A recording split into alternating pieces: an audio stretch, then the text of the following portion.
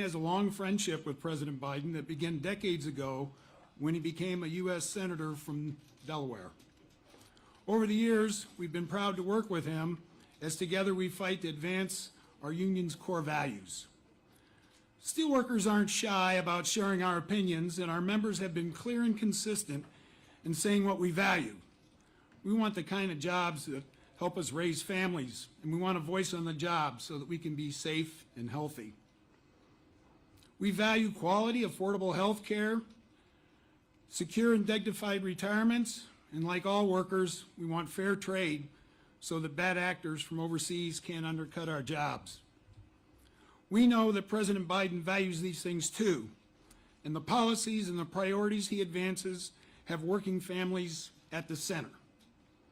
That's why since day one, President Biden has sought to build an economy that serves the middle class.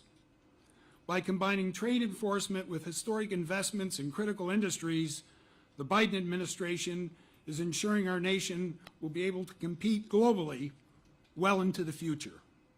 This goes beyond short-term fixes by implementing an industrial policy that invests in workers and their communities. The Biden administration's worker-centered policies are rebuilding our supply chains and helping domestic industries succeed. This also includes fending off attacks on existing tariffs that are helping protect our industries from dumping and illegal subsidies. But it's more than that. It's about making the investments in our economy and our people, and that's what we need to succeed. When President Biden spearheaded this once-in-a-generation infrastructure investment, he made sure to include strong Buy America provisions so that now we are seeing job growth and investments in our industries. Previous administrations have promised to deliver on infrastructure, but President Biden made it happen.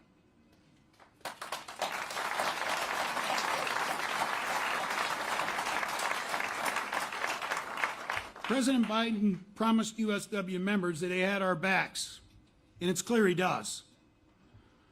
From delivering on the Butch-Lewis Act, which protected the pensions of more than 1 million workers, to standing firm on Social Security and Medicare, to protecting millions of Americans from a spike in health care premiums, and capping insulin at $35 for seniors.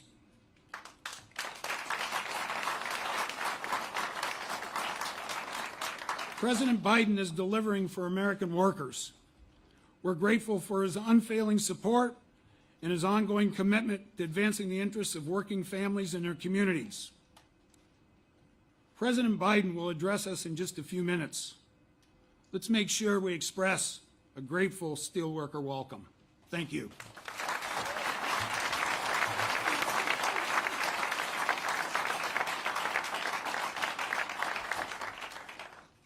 Please welcome Sarah Innamorato, Allegheny County Executive.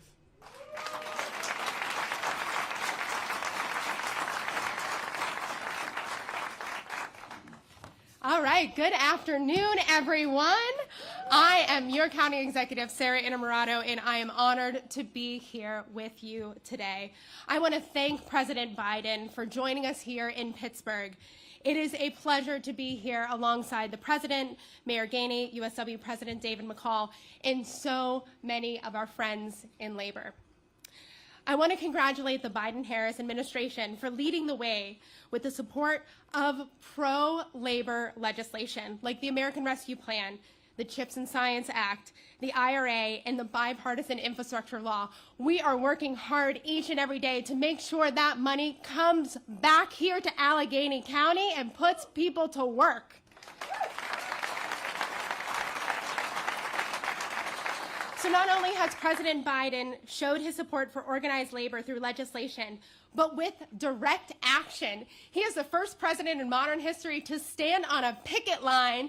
And I have to say, Mr. President, next time you head out there, call me up because I'll join you.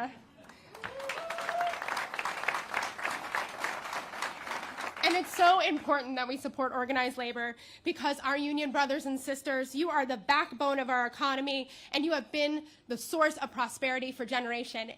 And as we continue to grow the labor movement and organize our workplaces, we are going to build up the middle class now and into the future. A top priority for Allegheny County is to expand access to good paying jobs in growing industries. And we need allies like President Biden who will fight for working people and support good paying union jobs. In the Biden-Harris administration, they have not only championed federal legislation that invests in facilities and also in workers, but they've invested in creating a cleaner environment for people who live and work in the shadow of industry. And I'm going to quote former USW President Leo Gerard, as he once said, "It's not a choice between good jobs and the environment. We can and we must have both." And I stand ready as your county executive to work with our labor leaders, our community groups, and people at all levels of government to achieve that vision. Thank you again for having me today, and I look forward to working with the Biden-Harris administration and all the leaders in this room to build an Allegheny County and America for all. Thank you. Please welcome Ed Gainey, Mayor of Pittsburgh.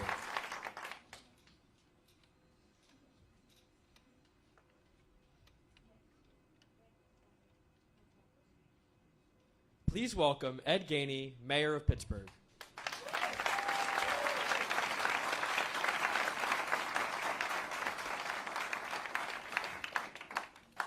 Good afternoon, everybody. Good afternoon.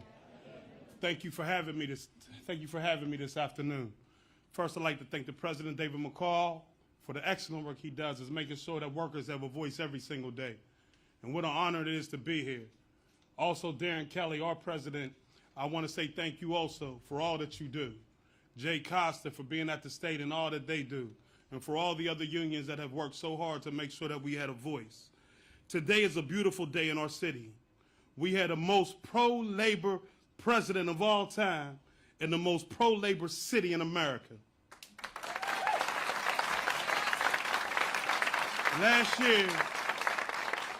Last year, we were honored with being named one of just 5 workforce hubs across the country. 1 out of 5 across the country. And one of the main reasons why we were selected is because this city has such a rich history in unions. We are a union town, and never forget it. We are a union town, and never forget it. The American labor movement was born right here in our city. And it makes sense that we were selected to develop pipelines from federal investment into good-paying union jobs, from rebuilding our bridges and roads, and expanding into new sectors. Listen, new sectors, such as advanced manufacturing, biomanufacturing, clean energy jobs, and broadband. We don't get stuck in yesterday, we move forward, we bring them all together.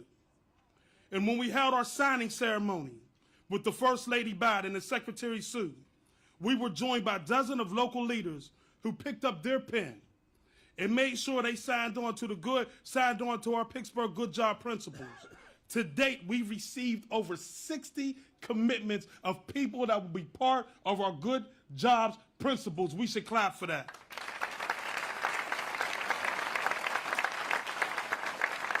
They include employers, educational institutions, nonprofits and training providers, construction trade associations, local authorities and elected officials, and of course our union partners.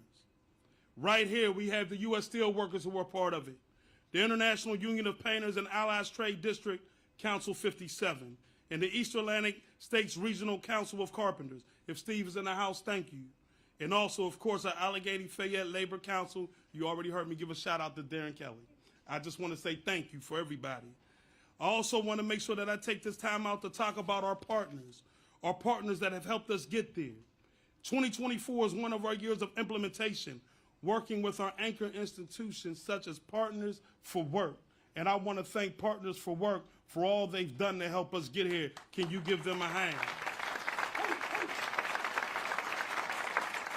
None of the work would be possible without the support of President Biden in the White House. You know, he has an affection for this city. He selected us 1 out of 5. If that doesn't speak volumes of how he feels about this region, I don't know what does. I want to thank President Biden for making us part of the White House Workforce Development Hub. I appreciate everything he's done for even coming when the bridge fell to deviate from where he was going, come to the bridge, see the bridge, provide funding for the bridge, help fix the bridge so that we would have the Fern Hollow Bridge back up. We should clap for that.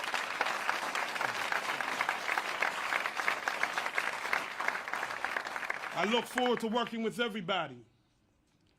I also want to recognize my staff that helped put this White House Workforce Development Hub together. Felicity Williams, Rick Williams. I want to make sure I recognize them. Listen, we got one mission. Come together as one city, continue to do what we do as a region, and let's go get it.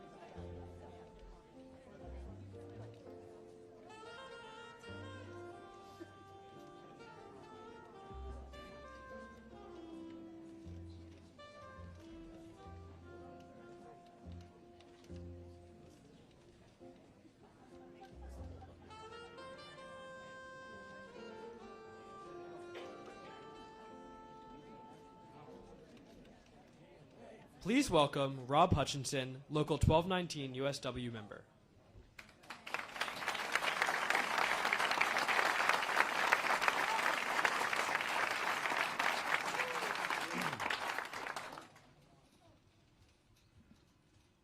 My father and grandfather worked union jobs at Westinghouse. They taught me how the union enabled them to put food on the table, give them a voice on the job, and keep them safe at work.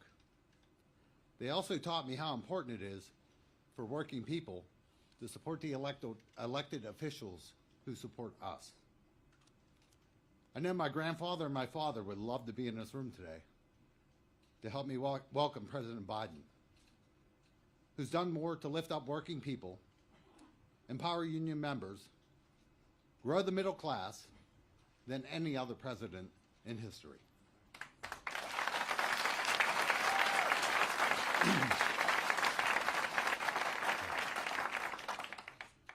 President Biden ended the pandemic and brought back the economy.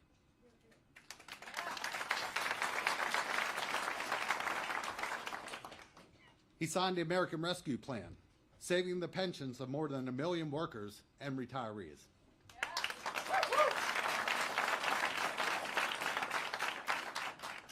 His Investing in America agenda created 15 million jobs so far. His commitment to build America, buy America, unleashed demand for union-made steel, aluminum, glass, and many other products.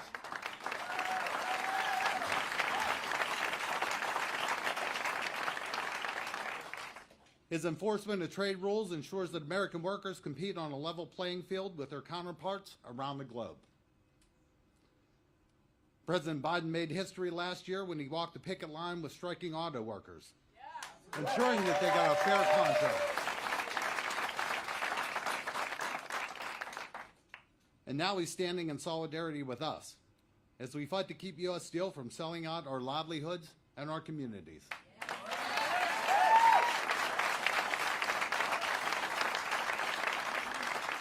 He has our backs, just like we knew he would. President Biden likes to say that the middle class built America, and unions built the middle class. He's right. But the fight continues, and his support, his leadership, his vision help us to grow stronger every day. As a Marine Corps veteran and on behalf of United Steelworkers, I'm honored to introduce Joe Biden, the President of the United States.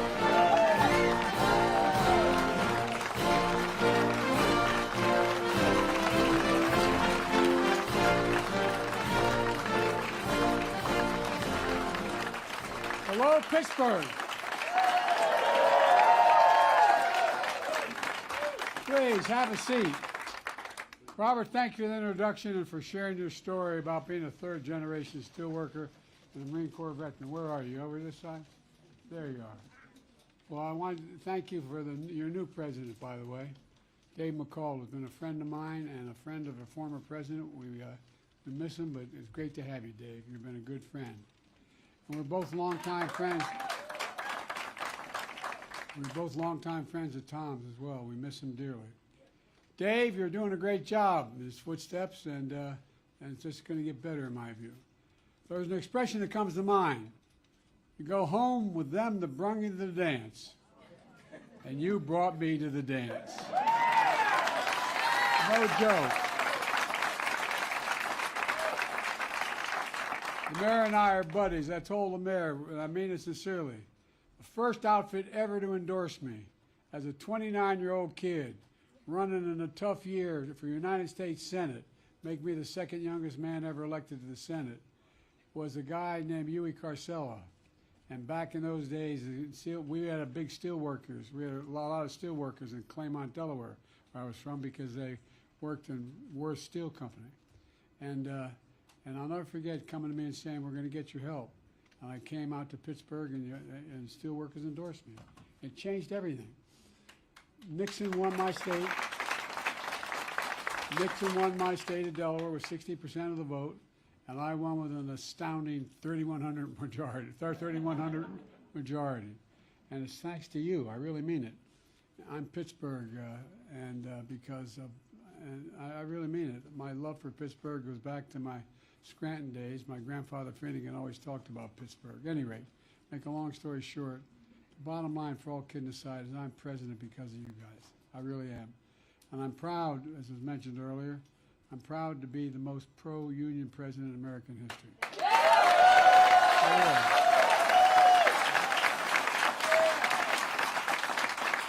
Well, I was raised, it ain't labor, it's unions. Unions. I had an uncle say, Joey, you are union from belt buckle to shoe sole. Well, I want to thank some folks who had my back and had to stay back in Washington, couldn't be here today. Representative Summer Lee, and, you know, by the way, their vote's going on, and Chris DeLuzio, and Senator Bobby Casey, who's one of my closest friends, as his dad was, and John Fetterman, who I want to stay on his side no matter what. And thank you to all the state and local leaders here, including the mayor of Pittsburgh, Ed Gainey. Ed, you're the best buddy. You've really stepped up. And a great leader, JoJo Burris, an Army veteran from a steelworking family. He was my guest at the State of the Union just a couple of years ago. He came back home to Washington, Pennsylvania, and decided to run for mayor, and he won. And he's still working as a steelworker. But that's America. Look, folks, I was almost exactly 5 years ago that I began my campaign for president right here in Pittsburgh, where I announced. I said one of the reasons I was running was rebuild the backbone of America, the middle class. And it was already mentioned, it's been mentioned 1,000 times, thankfully, since then, that the backbone of America has a steel spine. It really does have a steel spine. You heard me say it before. Wall Street didn't build America. The middle class didn't build America, and you guys built the middle class. Unions built it. And that's why I'm here today to announce a series of actions that I stand by you, the American steelworker. Look, first, U.S. Steel has been an iconic American company for more than a century, and it should remain a totally American company. American owned, American operated by American union steelworkers, the best in the world. And that's going to happen, I promise you. Second, American steelworkers can outcompete as long as they have fair competition. But for too long, the Chinese government has poured state money into Chinese steel companies, pushing them to make so much steel as much as possible, subsidized by the Chinese government. Because Chinese steel companies produce a lot more steel than China needs, it ends up dumping extra steel into the global markets at unfairly low prices. And the prices are unfairly low because China's steel companies don't need to worry about making a profit because the Chinese government has subsidized them so heavily. They're not competing. They're cheating. They're cheating. And we've seen the damage here in America. You know, back in the early 2000s, the Chinese steel began flooding the market in steel towns all across Pennsylvania and Ohio, who were hit very hard. Between those years, 2000 and 2010, more than 14,000 steel workers in Pennsylvania and Ohio lost their jobs. 14,000. Let me ask you, we're going to let that happen again? No! I promise you, and I'm not going to let that happen again. Look, right now, my U.S. Trade Representative is investigating trade practices by the Chinese government regarding steel and aluminum. If that investigation confirms these anti-competitive trade practices, then I'm calling on her to consider tripling the tariff rates for both steel imports and aluminum imports from China. We know that Chinese steel and aluminum are being imported in America through Mexico that avoids the tariff. And just yesterday, I had a delegation down in Mexico meeting with AMLO, the Mexican president, to address this issue. Mexico and the United States are going to work together to solve it, I promise you. I promise you. My administration is also taking a real hard look at the Chinese government's industrial practices when it comes to global shipbuilding, which is critical to our economy. We depend on a fleet of commercial shipping vessels to carry American products around the world. Shipbuilding is critical to our national security, including the strength of the United States Navy. That's why my administration takes it very seriously that U.S. steelworkers, along with 4 other unions, have asked us to investigate whether the Chinese government is using anti-competitive practice to artificially lower prices in the shipbuilding industry. We've heard you. And if the Chinese government is doing that, and the unfair taxes undermine free and fair trade competition in the shipping industry, I will take action. That investigation is going on. Taken together, These are strategic and targeted actions that are going to protect American workers and ensure fair competition. Meanwhile, my predecessor and the MAGA Republicans want across-the-board tariffs on all imports from all countries that could badly hurt American consumers. It's estimated it would cost the average American family an average of $1,500 a year if they succeeded in doing that. Trump simply doesn't get it. For years, I've heard many of my Republicans and even Democratic friends say that China's on the rise and America has been falling behind. You may have noticed the last 2 years I've been the only one disagreeing with that. I've always believed we got it all wrong. America is rising. We have the best economy in the world, which we do. And since I've come to office, our GDP is up, our trade deficit with China is down, the lowest level in over a decade, and we're standing up against Chinese government unfair economic practice and industrial overcapacity. And we are the strongest economy in the world. In addition, and by the way, China's got more, I always say to my colleagues when I meet other world leaders, I say, would you trade places with China? Would you trade places with their problems? They've got a population that is more people in retirement than working. They're not importing any. They're not bringing. They're xenophobic. Nobody else coming in. They've got real problems. I'm not looking for a fight with China. I'm looking for competition, but fair competition. In addition, we're standing up for peace and stability across the Taiwan Straits. I've revitalized our partnerships and our alliances in the Pacific with India, Australia, South Korea, the Philippines, and other Pacific Island nations. I made sure that we have the most advanced technologies that we've developed and invented, and they can't be sent to China or because they'll undermine our national security. When I spoke with Xi Jinping, he said, why? I said, because you're using it for all the wrong reasons, so you're not going to get those advanced computer chips. Finally, for all this tough talk on China, it never occurred to my predecessor to do any of that. The bottom line is I want fair competition with China, not conflict. And we're in a stronger position to win the economic competition of the 21st century against China or anyone else because we're investing in America and American workers again, finally.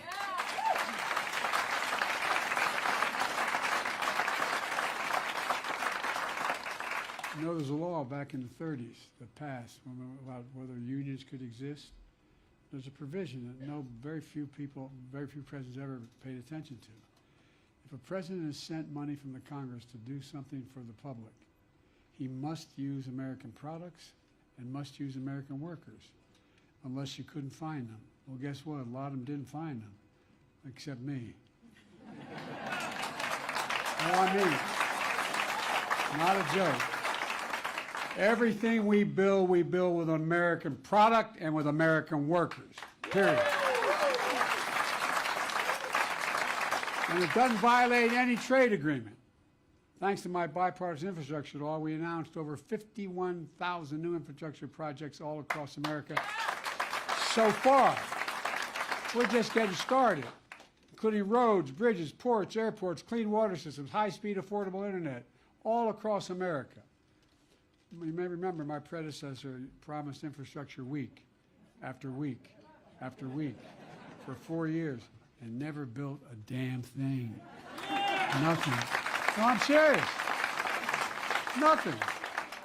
And by the way, these projects are going to be using American-made material like American steel, American concrete, creating American jobs, union jobs. Why? As I said, I've already said it, but since the 30s, the law said we could do that. And that's exactly what I'm doing. We're buying American. We are selling American. It's all about America. We buy America, and past administration, including my predecessor, failed to uphold that Buy America provision. Not anymore. That's over. American products and American workers. Look, folks, you know, I signed the Inflation Reduction Act, the most significant law taking on climate change ever anywhere in the world. Anywhere in the world. We didn't get anybody to vote for it other than my Democratic friends, okay? Well, guess what? That includes billions of dollars in investments in industries of the future, including clean American steel. It's clean because the way we produce it here emits much less carbon than steel made in China. Last month, my administration announced the largest investment ever in clean manufacturing in American history, in all American history. That included up to $1.5 billion in 6 clean steel projects across America. $1.5 billion. It's going to create and support thousands of union jobs, including at Butler Works and Lindora, over in Lindora, Pennsylvania. My predecessor and his Republican friends in Congress want to repeal that law. That would cut those jobs, and it would cut the jobs to repeal the law. I'm serious. I know when I say these things, you wonder, could they possibly be that stupid? I shouldn't say it that way. But I'm serious. Think about it. Just check it out. That's what they want to do, but that's not all. My predecessor rolled back protections for American workers. He opposed the increased overall federal minimum wage. He put union busters in the National Labor Relations Board. For real. Well, you know he did. Think what the board looked like before I became president. Not a joke. Not a joke. Meanwhile, since I was sworn in as president because of you, look at what we've achieved together. Through my American Rescue Plan, I enacted the Butch-Lewis Act, the most significant law for union workers and retirees in 50 years. Think what would happen if we didn't get that passed, and none of them wanted to help me. But we got it done. It protected the hard-earned pensions of more than 120,000 steelworkers. Folks, you've had my back, and I promise I have your back. We made that happen while my predecessor never lifted a finger to help. I also increased the federal minimum wage for federal contracts. People appointed to the National Labor Relations Board actually care about American workers. So far, we've created 15 million, as mentioned earlier, new jobs, a record in a term of a president. 492,000 new jobs so far in Pennsylvania alone.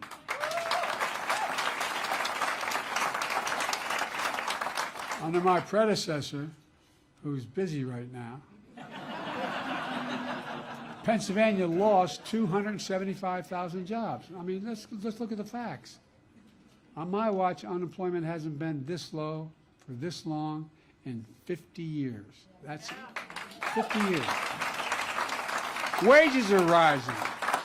American manufacturing is booming. We've created close to 800,000 new manufacturing jobs since I became president, including 28,000 manufacturing jobs right here in Pennsylvania. We've attracted $680 billion. Let me say it again.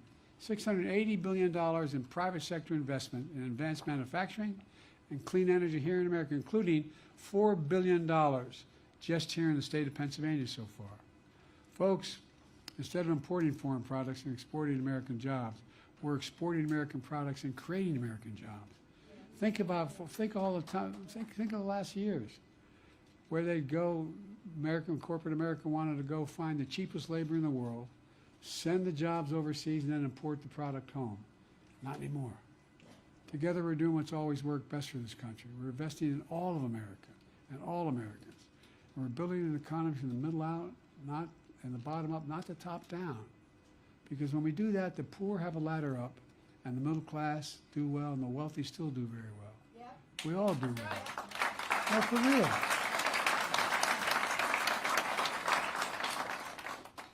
Look, let me close with this. I just came from my hometown, Scranton, Pennsylvania. A place like Pittsburgh that sort of climbs into your heart and never leaves you, and it really doesn't. My mom didn't live in Scranton since she was 1954, but when you'd ask Mom where she's from, she's Scranton. Scranton. Well, where you learn basic value set, like you do here. Money doesn't determine your worth, I would always be told. Everyone's entitled to be treated with dignity and respect. My dad used to say a job's about a lot more than a paycheck, worth a lot more than a paycheck, pal. It's about your dignity. It's about respect. It's about being treated with respect. And you'd say, I give my word, these are phrases you always use. You'd say, you know, not only being able to have respect, being able to look your kid in the eye and say, honey, it's going to be okay, and mean it. Mean it. Look, everyone deserves a fair shot, just a fair shot. And we're going to leave no one behind. Folks, that's my view of the economy from Scranton, from Pittsburgh, from thousands of working middle-class neighbors all across America. It's a future we're building together. As I said, I always think of my dad. I really mean it. My dad, during the war, he didn't get to go to college. He was from as they say in Baltimore. He was in Baltimore, and his father then worked for American Oil Company, moved to Wilmington, then to Scranton, opened up stations. But he always would come home and he'd go back and close the business. He didn't own it. He was a manager of a dealership. And he'd say a job is a lot more than a paycheck. And it really is. It's about treating people with dignity. It's about treating them with respect. And look, it's going to be okay. It's going to be okay. Folks, because of you, the American work, I've never been more optimistic about America's future, and I mean it. I really, truly am. When my son died, I decided he had spent a year in Iraq, and unfortunately, his hooch was next to a burn pit. And he went, one of the most fit guys in his regiment, and he came home with stage 4 glioblastoma. More brain injuries for folks fighting in Iraq than any other place in the world. Remember what happened to all those firemen in 9/11? Same thing happened because these burn pits are just awful. They put everything from human waste to, and so I wasn't going to run. But what happened was when he passed, you remember that right after that, well, you don't remember when he passed in 2015, and I wasn't going to run. I was going to write a book about inflection points in American history where the actions we take in a short period of time determine what happens in the next 5 or 6 decades. Well, that's one of the places we're at right now. And when those folks came walking out of those fields down in Charlottesville, Virginia, carrying Nazi banners, singing the same garbage that they sang in Hitler streets in Germany in the 30s, carrying torches, accompanied by the Ku Klux Klan, and a young woman was killed, I decided that I had to run. I had to run. Our democracy is at stake. And it really is. But you know what changed it? When you make the economy grow, when you stand up and ordinary people have an even shot, and they're not at all susceptible to the garbage that's fed from these guys. And it's pure garbage. I'm supposed to stop. I shouldn't keep going. But folks, look. You gotta just remember who we are. And I can't,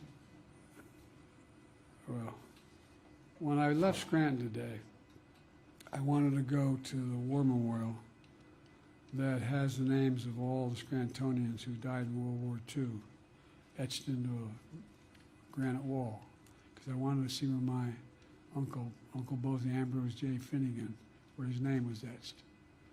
Back when D-Day occurred, and on Sunday, the next day, my mother's 4 brothers all went down to the recruiting station and joined the military. Every one of them volunteered. And my uncle, they called him Ambrose Bosie, they called him Bosie. My Uncle Bosie was a hell of an athlete, they tell me, when he was a kid. And he became an Army Air Corps before the Air Force came along. He flew those single-engine planes as reconnaissance over war zones. And he got shot down in New Guinea, and they never found the body because there were a lot of cannibals for real in that part of New Guinea. And then my son volunteered to go to Iraq for a year, and he came back with stage 4 glioblastoma. And they gave, like many of you, risked your lives, and you know people who gave their lives for the country. They're heroes. But one of the things that as I was doing that today, I was reminded of what my opponent said in Paris not too long ago. They asked him to go visit American grave sites. He said no, he wouldn't do it because they were all suckers and losers. I'm not making that up. The staff who was with him acknowledged it today. Suckers and losers. That man doesn't deserve to have been the commander-in-chief for my son, my uncle. So folks, we got a lot of work to do, but I'm confident we can do it, and I mean it. I've never been more optimistic about our possibilities as a nation. So let's go out and get them. Remember, we're the United States of America. There's nothing beyond our capacity, nothing. Thank you, thank you, thank you.